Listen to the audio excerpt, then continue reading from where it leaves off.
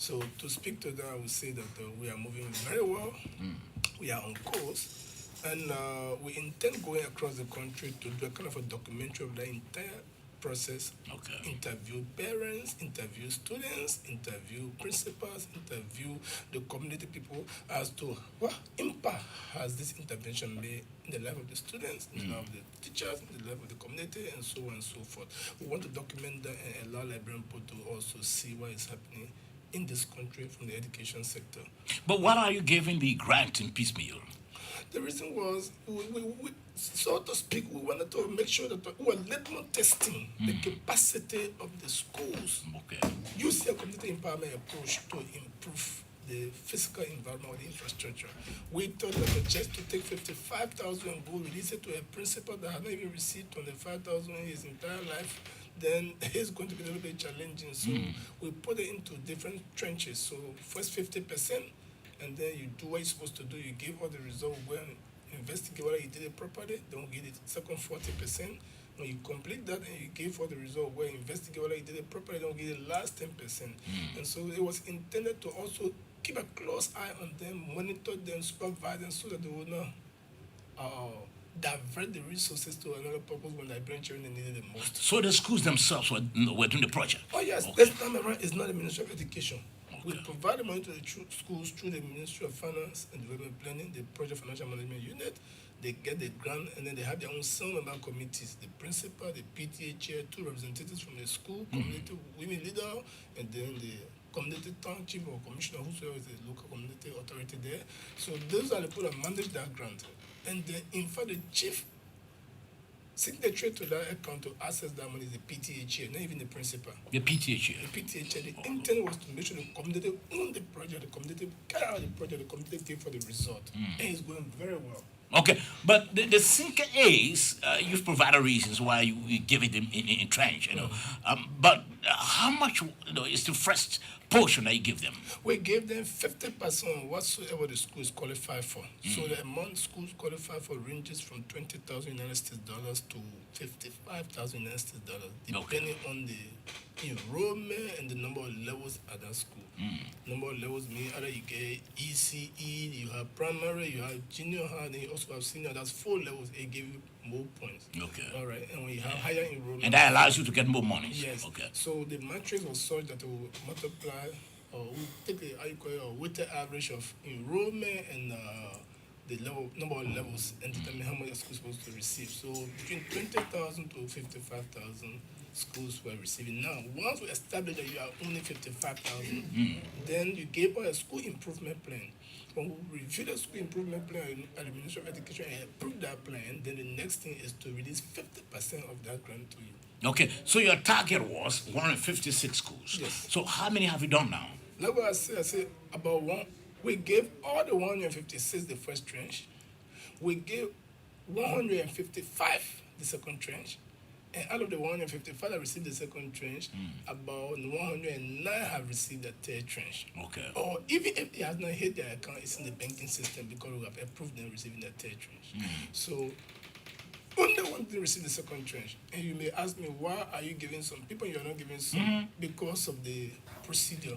There's a guideline to follow. So whenever you report, we'll go and review your report based on the guideline. We'll give them school improvement plan manual guidelines. So once we go look at how you do a procurement, to get a contractor to do the renovation, how you do your financial management, how you pay the contractor, all of those things, everything in tight.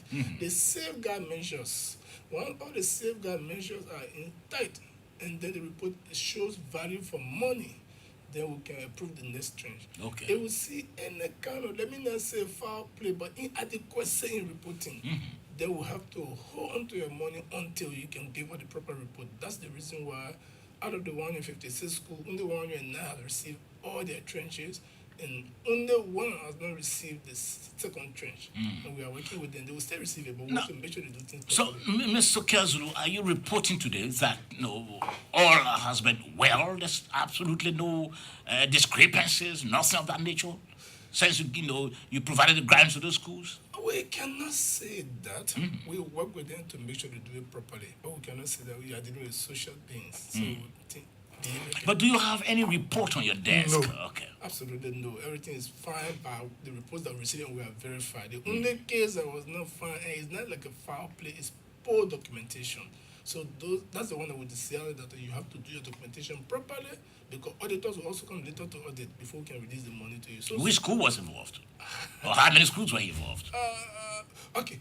Only one school in the Republic of Liberia that didn't receive the second tranche yet, and that's Because of poor documentation. yeah, and that's very Monserrado County. It's in the MCSS system. One school in the MCSS system. Are you investigating as to why the poor documentation? There was change of management, and that caused the trouble. Okay. Yeah, the first set of people that were there, the principal and others left the scene. Other people came in, they did not understood the grant, so it affected them a bit. We are working with them to provide training and make sure they get the proper documentation, then we can give them the second tranche. The remaining schools that have not received their third tranche out of the 155, let's say around 41, it's basically because of location. I mean, you are discussing Barbo in Maryland County. You are discussing Vahun in Lofa County. Even the access to road to reach Monrovia and bring the documentation is an issue. And we are saying going there is also an issue. When you go to verify, it takes some time. So some of them, when you go to verify, then you realize they don't even ask for the documents yet for you to confirm them or validate their report. Then you have to tell them, please get this right, please get this right, and call again. So that's the reason why about 40 of them are still in the process. All right. Some of them have not submitted any report for the third tranche, so we can be able to give it to them because of the location. I mean, there's a school called Zeke Memorial in Nimba County, all the way Zeke Park. You know, those ones, we have to be calling the CEO and say, look, make them able to bring the reports to us. The location also is. But is it not affecting the smooth, your effort to improve the smooth learning environment of the students? The fact that, you having gone there and they having come with a report, so is it not affecting? We have changed, so they don't have to even come directly to us. And within the county, there are structures that can allow them to submit their report, then it gets to us. But then why the delay then? Again, maybe supervision. But I want to dwell on the positives of it. No, I know we dwell on the positive, but we also should look at what it's going to affect or, delay the whole renovation project. Yeah, I agree with you. So, even yesterday I spoke with the CEO from Nimba County. I said, please talk to the school to bring their report. And he said he wanted to send somebody there. So it's just a matter of location and sometimes leadership ability. Because location should not be a factor if you are a good leader. Yeah, surely. Yeah, so I think sometimes leadership ability. So I tend to agree in few cases, yeah, it may affect the student. I assume so because if you should have produced some additional armchairs. And you did. And you are delaying, and we cannot give the money to produce the armchairs, then there will be no sufficient chairs in that school. It will affect the sitting capacity. In few cases, so. Okay, just a few cases. We don't expect perfection. I know. Okay, let's talk about rehabilitation. Yeah, no, they go together. There's Okay. a school that will actually wholly rehabilitate and some is just renovation. So they all fall in that group. So we don't categorize them separately. We just say supporting renovation and rehabilitation and even expansion. Okay. Yeah. Okay, so they all go Yeah, together. they go together. But the one that is very much important to let the Liberian people know now is the construction of new schools. Okay. And expansion of junior high schools. When I met with you last, I said we signed all of the contracts and we're in the process for the contractor to commence civil work. I can tell you today confidently that across the entire country, all contractors have engaged their construction sites now. They are mobilized or equipment, they are mobilizing manpower. They have cleared the ground. Some of them are even to foundation level now. When you go to Foundation level? oh yes, when you get to Nimba County in the school called William V. Tokma Junior High, we try to expand our school to a senior high school.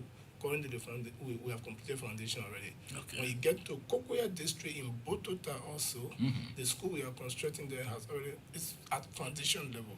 All right, and few cases like that across the country. So I can guarantee that all of the schools that we are building, the construction is ongoing now. Even if they have not started putting the foundation down, but they are clearing the ground, they are taking the equipment there. Yesterday, the firm from Lebanon, they were telling me that we are moving down to Banga because they're building the new high school in Banga on the Banga Lufa road there. They brought sophisticated equipment, and those equipment were at the seaport. It took them some time to clear them, and they have moved in now. So I can tell you that in terms of construction, Everything is well. Before this year ends, there will be some good news for our country. Are you using more foreign contractors or local? No, someone will say this before you myself. Out of all of the contractors that will sign a contract in this country, only one foreign firm. The rest are Liberian firms. Okay. Yeah, only. Okay, the rest are Liberians. Now, Yeah. so, Mr. Kiazulu, what is the the requirement, to granting a contract or giving a contract to, those contractors for the construction of the schools or expansion? It's a long process, but we follow the World Bank procurement guidelines. Okay. So first you have to create the procurement activity in the World Bank system. It is reviewed and approved. Then you develop the requirements for putting your bid, we call it bid document, and then you also send it to the bank. They review it, they ask all the questions, they make sure there's no discrimination by nationality or tribe or whatsoever. You cannot say you're opening a bid for construction and say only Liberian firms should apply, it's not allowed under the bank. Okay. You should get everybody or level playing field. Even if you prioritize Liberia, you don't place it in the bid document that only Liberian firms should apply. So they will look at all of those things, and then when you try to bring in some conditions or for awarding contract that will give only Liberian firms undue advantage. For example, you say the company will have a public work certificate. They are not working in Liberia, can they get public? They will say, please change that to if they are a Liberian firm. Okay. Yeah, so as to balance it. And certificate from their own country if they are from another country. So when they review all of those documents and they are okay with that, then they give us no objection and they will publish it. We'll call it special procurement notice. We'll publish it for firms to apply. Do you also inquire about previous work they have done before? Oh, yeah, it's part of the requirements. Okay, it's part of the requirement. It's a critical requirement, in fact, that we'll have to review to satisfy before we can give anybody a contract.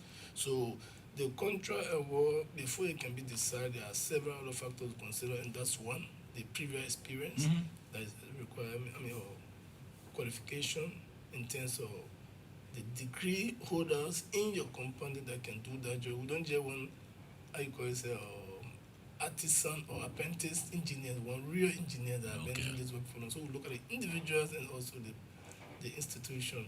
And then after that, the price. It's a price war. You and other companies are applying. Is the price more competitive? We look at all of them. Then we look at your legal documents. They are discussing the registration, tax clearance, and so on and so forth. So there are different factors to consider. After that, we'll do reference check. Okay. Yeah, if you give us, say, for example, security, base security, we'll go to the bank and verify that base security and so on and so forth. Everything is okay, then we can now come up with the result. When you do your due diligence, trying to select the contractors, that's not called interest that you consider? What do you call interest? That's all. Because Kazulu feels he knows some George, and George is a contractor. You can try the on-a-weapon procurement process. Oh, okay, I see. It will hunt you. You can try it. And you don't want to have a career of the nature that we are into. You have to be clean.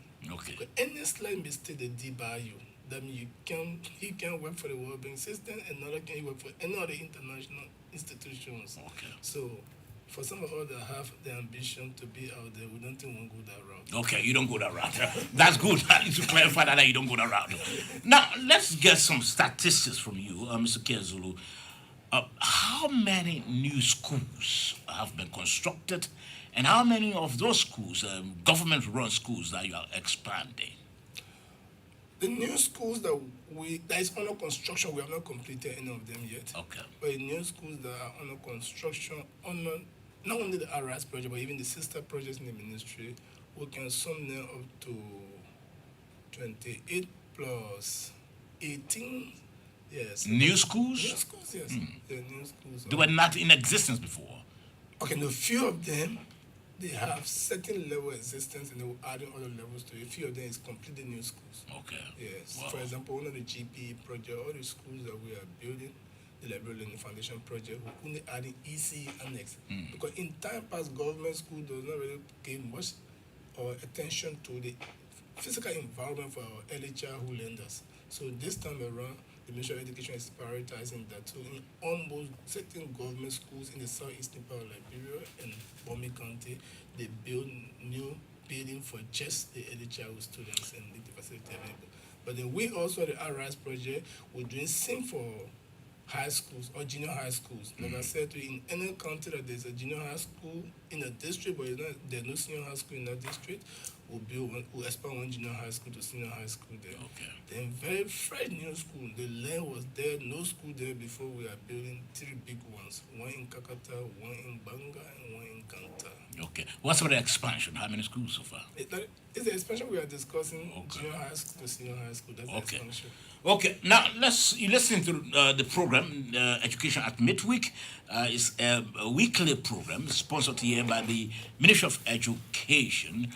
They come here on a weekly basis to explain to us, to provide updates on what's happening, the progress being made in the education sector. So our guest today is Mr. Abraham Kazulu. Mr. Kazulu is the RS project coordinator and technical leader. Now, let's hear from you, Mr. Kazulu, looking at international and local scholarships, whether they are all also part of, whether you do have oversight, on those projects as well, on scholarships as well. On the RIS project, we have 2 categories of scholarships. Okay. One strictly restricted to girls in public schools. All right. So you can see the photo here. I see I'll bring evidence for you today. Yeah, I see that. I see it. So these are girls in public schools in 7 counties across the country. Okay. They are on the scholarship. Yeah, they are on the scholarship. Okay. 10th grade to 12th grade, we provide them phones, we provide them stipend on a semester basis, we pay the registration fee, we give them everything that they need to go to school and encourage them to go to school. So why girls? Not being biased? No, whenever you are preparing a project, like the medical doctor, you have to do diagnosis. Okay. And the results of the diagnosis determine which kind of patient or which kind of drugs to give and so on and so forth. We realized in the education sector as of 2018, when this government came to power newly, that the dropout rate for females in high school is extremely high. Okay. Very high, especially for some counties. As compared to the boys? Yes.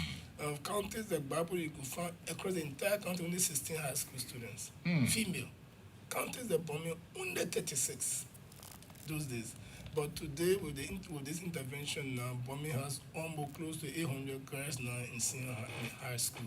So the statistics then show that there were high female dropout rate at the senior secondary level, and so this government, this regime, under the able leadership of Professor Dawa and so they thought that it would be better to incentivize girls to go to school. And that's how under this project we provide a girls scholarship. So how did you select them? How were they chosen to form part of the scholarship? It's automatic. Once you qualify, you are in the 10th grade and you are in any of the counties that we selected for the intervention, some of such, and they are Grand Cape Mount, Bapolo, Bomi, Grand Basso, River State, Sando, and Grand Crew. Those 7 counties.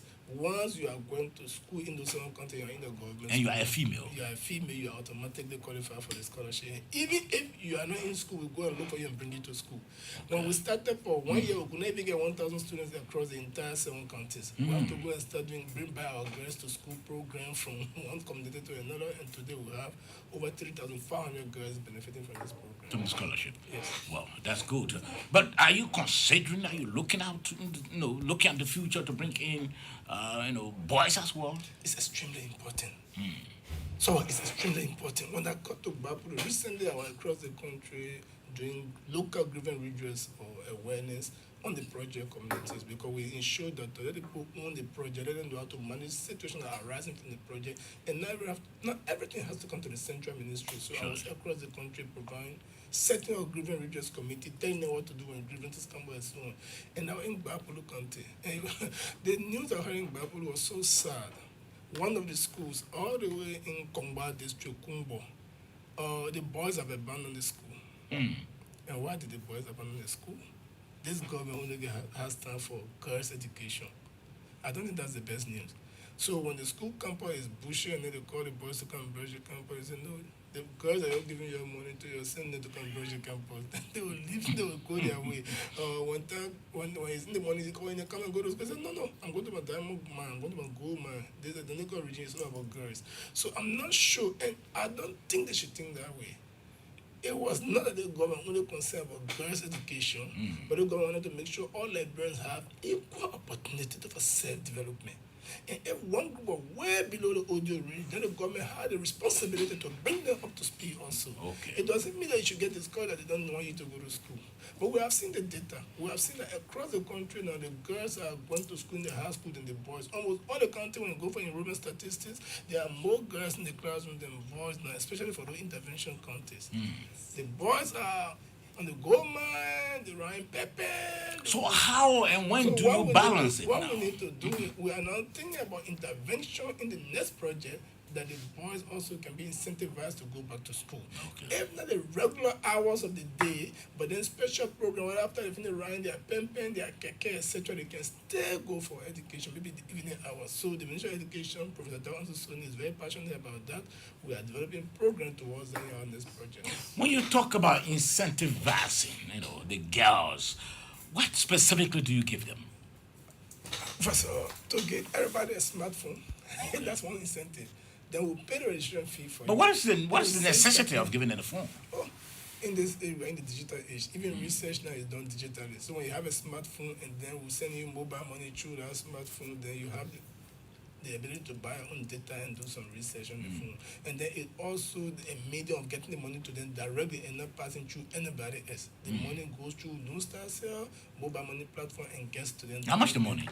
$325 in total for the whole academic year, spread across 2 semesters for different purposes, textbooks or registration fee, stipend. So you for send the them. money to the student themselves. The student directly, and you are responsible to pay your own registration fees at the school. That's how we have started. Is that you haven't discovered or experienced any problem at all where you send money to the students and the students didn't pay that money to the school and the student is sitting home?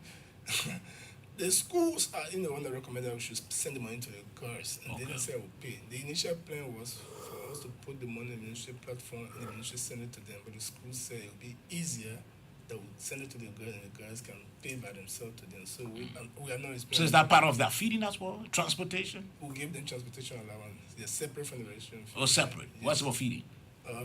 Everything is in one package, only $5 for your local transportation and little upkeep allowance. Then also $40 for sanitary pads. I mean, different small.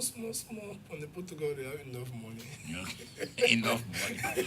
Right. Okay. As compared to if you say whatever. Yeah, I agree. Let's take this and then we'll be right back. Where?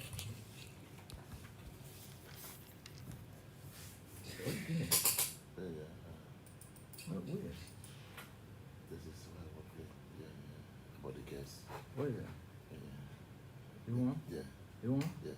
We established the infrastructure, provide the teaching staff for them to get an education that they have been missing, which has caused many of them to end their future early. And so let's do the first thing first. This is the way to life on earth. The way to heaven is through the church and through the mosque. But the way to life on earth is school. It's only school that make a boy from the village to sit on the queen's table. It's only school that make a girl from the village to have meeting with presidents, meeting where consultations are held and ideas are exchanged. Only school beside God. When the children forget the school, the future is ended. It's in misery. And I always emphasize that when the girls are learned, poverty flees from a nation. If we educate the girls, this country changes. There is a corridor of path to development that must account for the young people. And the young people now, for me, to emphasize girls. I'm not saying emphasize girls more than boys. They shall never be subordinate anymore. And we need to protect their interests. Parents, you need to take responsibility for those girls. Those are your cocoa farms. Those are your rubber farms. You don't have a farm? Invest in your child. And those things that you will have harvested from the farm, it will come through your child. You forget them, you forget yourself. Good news, good news, good news. The Ministry of Education has done it again. The Ministry of Education has embarked on a nationwide data collection exercise. This exercise is a national duty and a national requirement applicable to all schools throughout the length and breadth of the Republic of Liberia, excluding universities, colleges, and other post-secondary schools for now.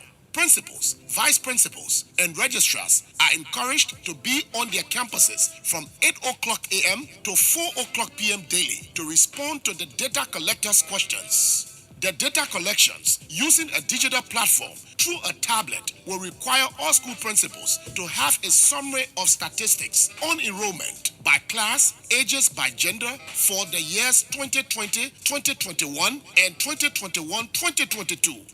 The first phase of the collection will begin with the 2020-2021 questionnaires that are already in all schools submitted by the DEOs. The exercise will highlight names of teachers, qualification, salary structures in effect, cleaners, security, registrar, vice principals, and other related academic and instructional facility details, including curriculum in operation, electives, computer laboratory, science laboratory, arts and crafts, classrooms, and etc. Other information to be required are the type of school building, bricks, mud, zinc round, to constitute makeshift, solid structure, and semi-solid structures. Additional information requested are number of chairs, number and type of bathrooms, sporting ground or playground, and other recreational facilities. It is our expectation that all schools' secretariats and principals are having the above records of their respective schools. The data collectors will also request and ascertain all privately owned or faith-based operator schools, school permits for the levels at which they operate,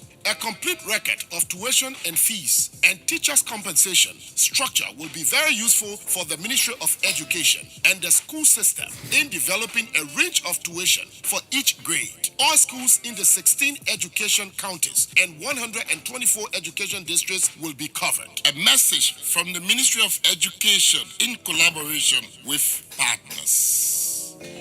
You're listening to the SMS rated on the OBC 99.9 and other frequencies across Liberia. Our guest is still here. He's Mr. Abraham Kiazulu. Mr. Kiazulu is the RS project coordinator and the technical lead at the Ministry of Education. Now, Mr. Kiazulu, I would like to hear from you regarding the recruitment of volunteer teachers and their deployment across the country. Where are we now? For volunteer teachers? To incentivize the volunteer teachers, well, from the project side, we are now under side is a ministry that is involved with this. Okay. What we did for the country, the government, and the ministry is the female guidance counselors. But we are not directly in charge of volunteer teachers. On the teacher intervention, what we did was to take some teachers from the public or universities that are offering education, or University of Liberia, Tokyo University, the TTRs, and we send them outside for studies. Okay. So they are in Ghana, they are in Botswana, and they are in Kenya University. In fact, as a matter of fact, someone will be coming back this year because they are concluding their program now to come back. And then they will go to the school, the colleges and start training teachers, but we are not directly involved with volunteer teachers. Okay, so those teachers that you provide a scholarship for to go across, do you care to tell us about the arrangement under which they left? Oh, first of all, we make sure that the institution recruited their own graduates, young graduates, that were willing to come as faculty. So University of Liberia sent us 20 young graduates from there. And then we send them, we sign first of all a commitment with them, 2 commitments. They sign a commitment with the University of Liberia that when they return, they will go there and serve the university for a certain number of years. They will also sign a similar commitment with the Ministry of Education, Scholarship Division, and that's how they went. They will be coming back this year. All of them will be coming back this year in different batches. The first group will come back in June, second group around September, and the last group around November. And they will all kind of go to their respective schools. So they signed 2 levels of MOUs. One with the institution that represent them, and then one with the Ministry of Education at the central government level. Okay. And these guys are doing, we'll provide everything for them. We send them a stipend every quarter of $1,000 each. Every quarter? Every quarter. How many are there? They are 30 in number. Oh, 30? Yeah. Wow. RS is doing well. So we still pay their school fee and every other thing. We are responsible for all until they return to Liberia. Okay. Yeah. Okay. So how soon will they be back? That's what I'm saying. They went for the last 2 years now, so many of them are concluding now. They are doing their thesis research, so some will be coming around June. The another batch will be coming around September. The last batch, November this year. Okay. What's about the issue of the data collection? Is it part of the RS project? Yeah, what we did under the honor school censor is to provide some funding. So let me say this on this that data collection is very expensive. Honor school census, every town has a school. For the bigger towns like the cities, several schools, 150, 150. And then you want to go across all of those institutions to collect the statistics that this guy was talking about on the jingle just now, or number of teachers, number of students, gender parity, and so on and so forth. It's very capital intensive. So it's not, the government has a very tight fiscal space to provide all of the funding for its development interventions. So what happens is that partners come in. So a level of RS provided up to $300,000 to support honor school census, but that was just like it's nothing compared to what they needed.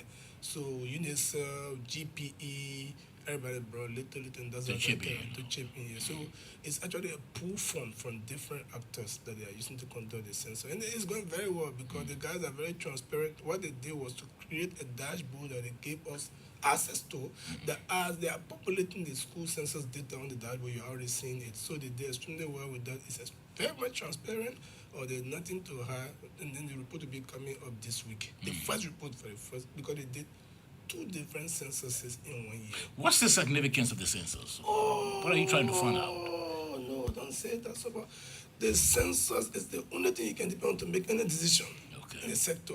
Okay, I was just telling you about girls' education. How did we come up with the girls' education program? It was census results that showed to us that girls are dropping out of school at the senior secondary level.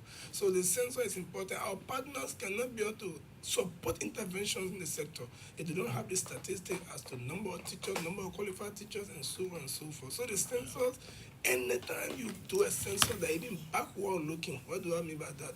You are in 2023 and you want to take decisions for 2024, 2025. Instead of looking at 2022 school year, it's not even an adequate data. In real-time data. So census is extremely important in the sector. Okay. Now, under the RS project, are you also handling the improvement of vocational technical institutions as well? No, we have a sister project that is being implemented by UNIDO. And UNIDO? Yeah, with funding from the EU. They are responsible to renovate all the technical vocational schools in Liberia and modernize them, and they are doing that very well. Vonjama Motolatra, BWR, or Whatever Togmaha, or Sando Motolatra, everywhere they are. They're Maryland, they are renovating all of the schools, and they're coming with new equipment. That's another good project, boys. I'm not managing that. Okay, I know you're not managing that. I just want to pull your legs. Now, let's hear from you. Shortly we'll open the lines, Mr. Kezulu, so that we can get calls as well from our listeners. What is the value of the RS grant? The RS grant, I'm always careful in giving the value. Why are you always careful? I think because the grant is denominated in special drawing right. The special drawing right is the World Bank and the IMF currency. And that is fixed. It's 34 million special drawing right. Now, that amount is always the equivalent of that in US dollar. That is a grant amount.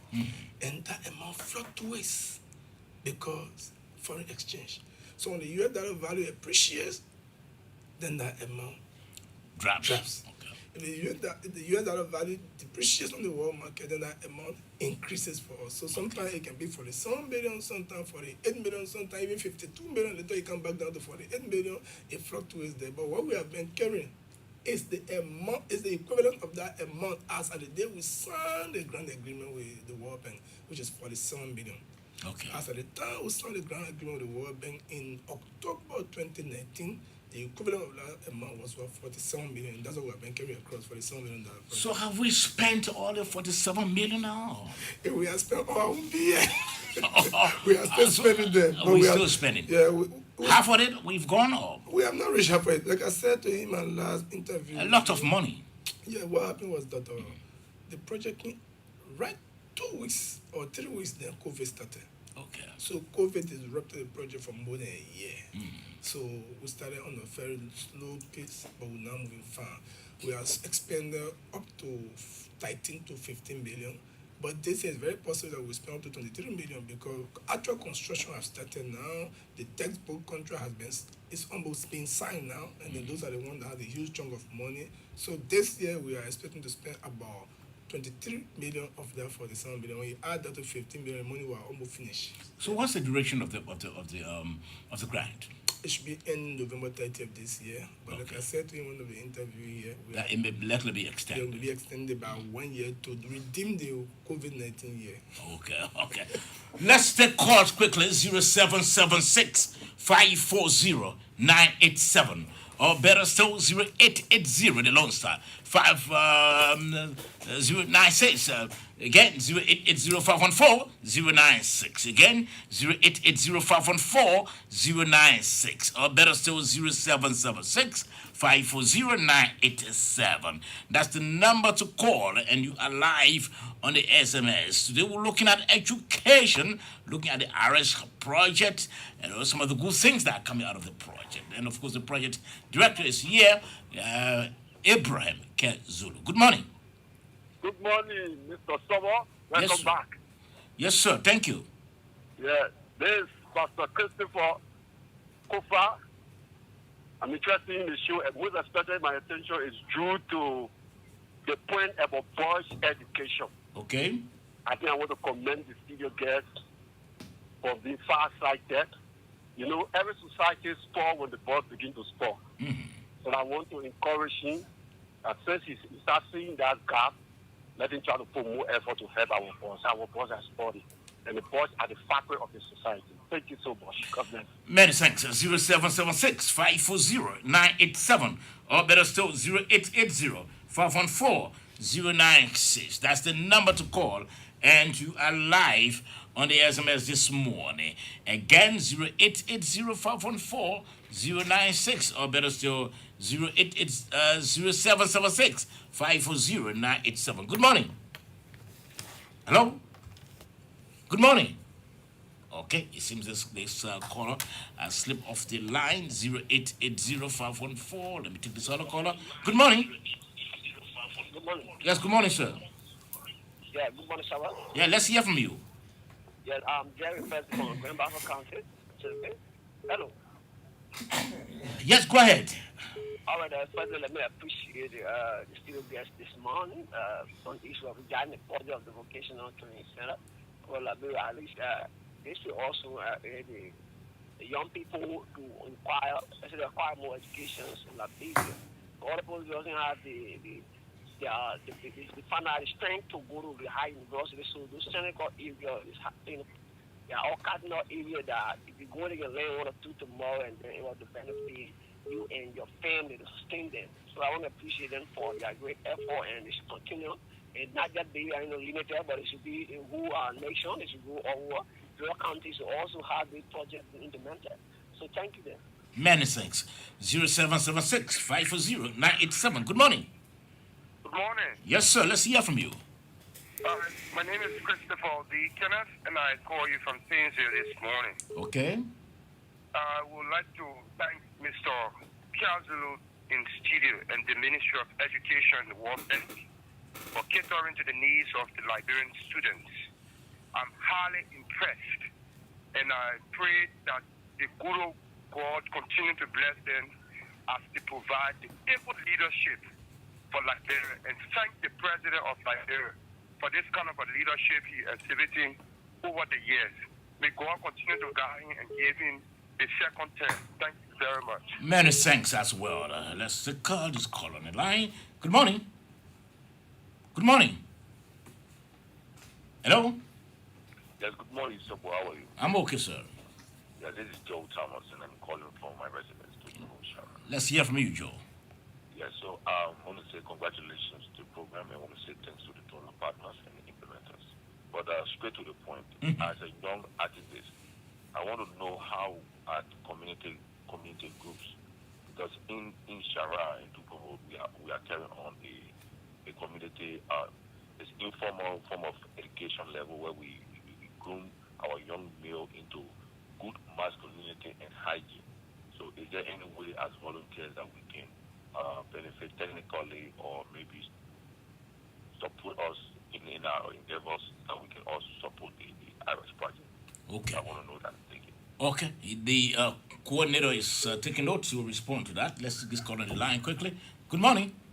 Good morning, someone, George. Good morning. This is a proposal of my I'm calling from Shogini. Let's hear from you. I want to tell you, Mr. Thank you. Okay. Thank you very much, at least for partaking. 0776 540 987. Better still, 0880-514-096. That's the number to call. And you are live on the SMS this morning. But in the meantime, you can respond, Mr. Kezolo.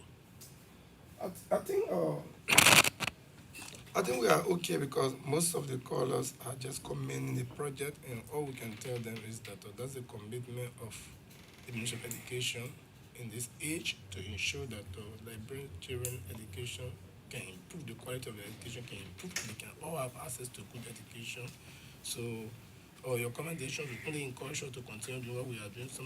We are very passionate about our nation and about national development. So when the partners bring their resources, we'll give all our support to make sure that it get to the intended users as it is planned. So I want to say thanks to you guys too for commending us. Only one person asking for support from RISE for community volunteer or I think you good volunteer. I think what you can do is that come to the Ministry of Education and reach to the RISE project office. We are on the second floor of the Ministry of Education, World Bank project office, and then you just ask for me. Then we can discuss this more. When these projects come, they have scope. The budget is around certain scope. So we can just go outside the scope. They will call it base application of fund. However, if there are needs for certain intervention, when you can pitch it to us and it's really convincing, we also take it to the funders and also convince them to see what we can take later and share with you. So you can come to the ministry for us to talk about that. Yeah. Okay.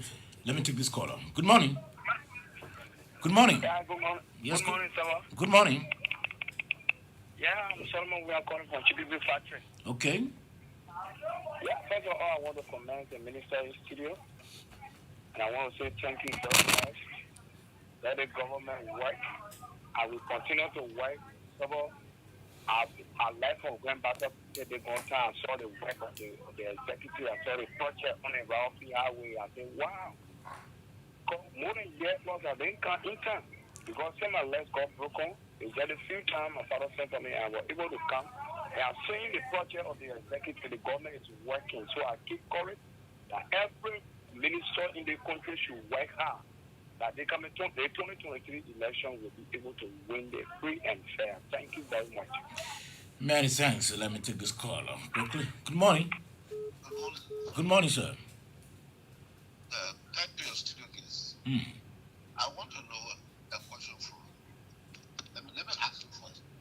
The building of new schools by the ARAS project, is it the legislation, is it done by the donor partner or by the Ministry of Education? Okay. Yeah. Because there are some countries, I'm just a label that maybe they need to maybe double their effort to do the other schools. We don't want to be specific to the country number. There are other countries, you can count even 5 high schools, and there are some countries that got more than 10 high schools right now. But I really want to know how they do the selection. Okay. Okay. Many thanks. 0776 540 987. Or better still, 0880 514 096. Let's hear from you. All right, thank you. So let me respond to the last caller.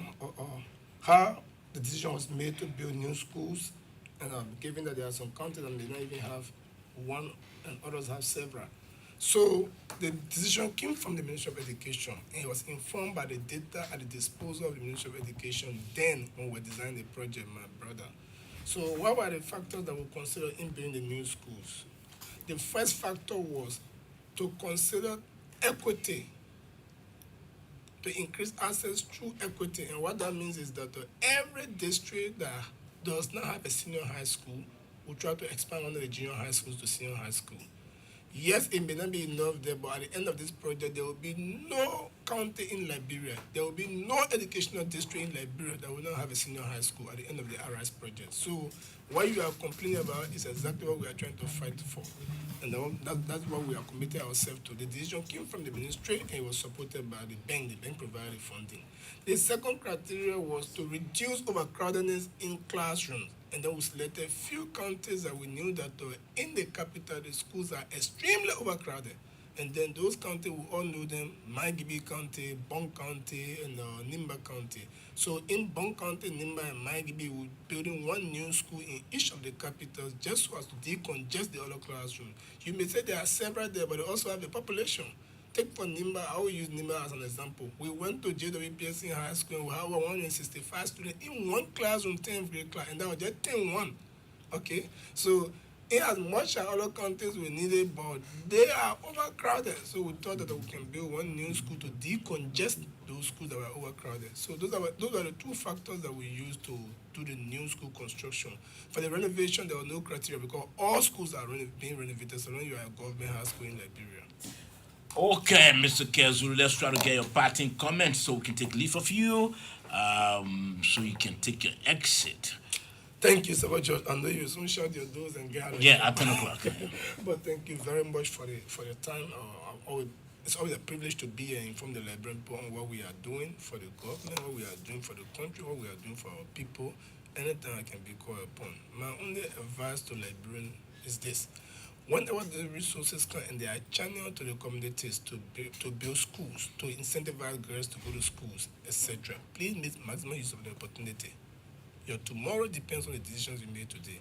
We shouldn't build schools and you refuse to go to school.